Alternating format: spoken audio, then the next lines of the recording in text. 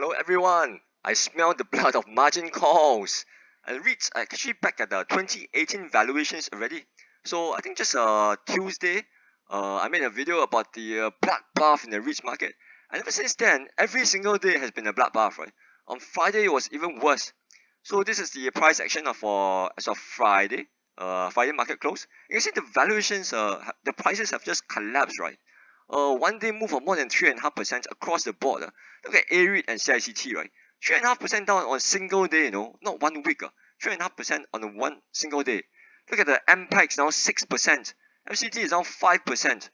I think it's just a lot of blood on the streets, a lot of pain. I'm not sure how much margin calls are going on, and it's capitulation, right? People selling everything everywhere. That's nuts. Look at the 2-year yield is now moved from 410 to 460, so 50 basis points move in 1 month. 10-year also move across the board 50 basis points from 370 to 420. So I think the market is now repricing a change in the federal funds terminal rate from like 4.5% to like 5%. Some people are even saying that it will be 5.5%. So I think the yield curve is just moving up across the board.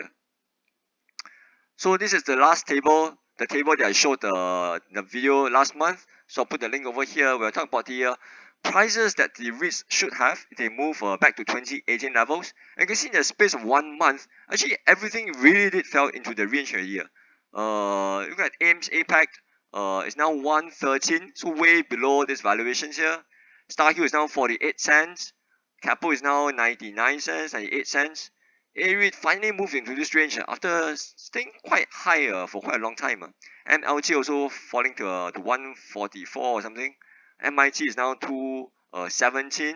KDC is now 160 something. CLCT is way below this one. FCT is finally below $2. So you can see the valuations of all the REITs that cover over here are now back to the 2018 levels. Actually, they are below the 2018 valuations already. Of course, I think this prices valuations are too attractive to miss. So I actually went and bought quite a fair bit. I bought the AIMS APAC at 118 and 117. Last time I bought it was 129, man. So I'll put the link to the video over here about why I bought it. I think it's still a very good read though. You did more than 8% at this level, but unfortunately it went to 111 after I bought it. Just like 1 week, it fell more than 6% after I last bought. And it fell more than 10% after the 129 purchase, right? Wow, it was painful. StarHill I bought one at 50 cents, and then it went to 48 cents, right? MLG I bought 145. And then all this stuff was bought on Tuesday when I made the video about the bloodbath. And then on Friday, I couldn't bear it anymore because AREIT finally fell to 249. So I just bought it because it finally fell to this range.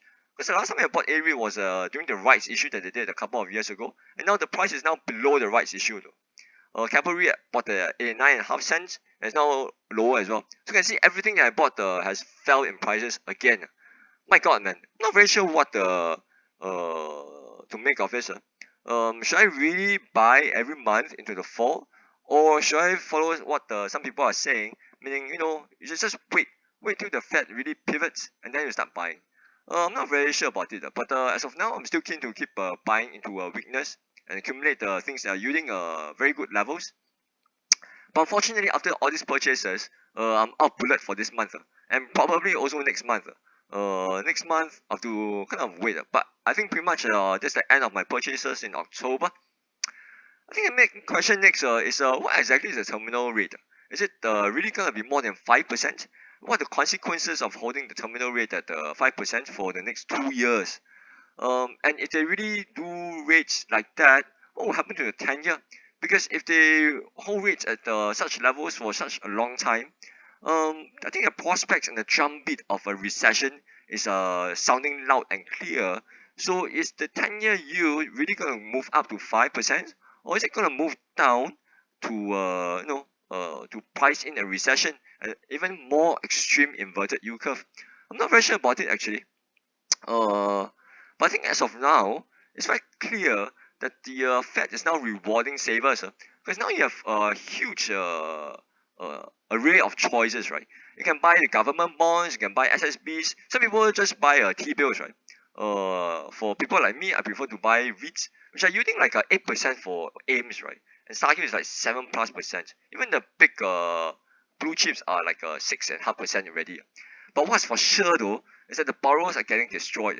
If you're on margin calls, my god man, it's gonna be margin calls every day man. I'm not very sure, but I've seen some friends who kena margin calls already, so it's really painful man. But what's gonna happen for the rest of the month will be the earning results coming out, right? I think next week will be a MLT, MIT and stuff. So let's just scrutinize the numbers to see whether or not they can withstand this storm ahead of them, man. So good luck everybody.